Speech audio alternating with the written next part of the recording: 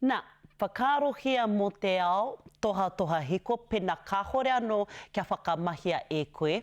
He hoko hiko mena kua tata pau tō pūnaha hiko. Kua tata ea e rā tūmanako, tā te mea, arā te tuatahi o ngā tauira nā Aotea Energy, he pūnaha toha hiko kei te mautere o Aotea. Mea nei nā te pūrongo, a Cruise Tangira.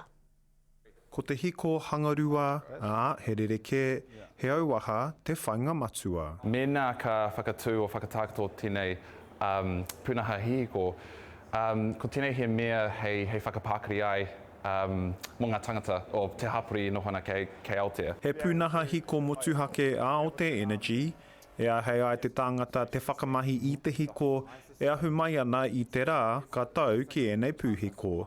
Engari, ko te wahanga papairawa atu. Ko te technology pia, hei o ka tae koe ki te toha ki ngā whare e tuana i te taha o tō whare. Ka ara matua ai te taupānga i te whakamahinga o te hiko, hei tā tamatoki ko tēnei te tauira tuatahi pēnei i tēnei ao. Ko tēnei aroro he mea ki te whakatu, ki te showcase the idea, the concept around peer-to-peer trading. Ko tēnei pūnaha, tēnei tūkanga, he mea tuatahi. E whakamātau ana ia i te pūnaha, ko ia me tana tima 22 te tokomaha, ko rātou ngā kai tārai, ngā kaihanga i ngā mea katoa. We're one of the only companies essentially that's building the whole entire tech stack.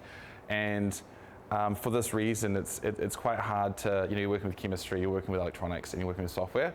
So there are certain communication protocols that we're building for the first time. Ko ngā hua ki te hapori kei mua i te aroaro, ara tētai whainga anō. I think that New Zealand could be the world's first renewable economy, and so if we can kind of showcase this, or mena ka whakatu kei Aotea tēnei aroro, that would be something really special. E huri nei te ao hei painga mō ngā uri whakatupu.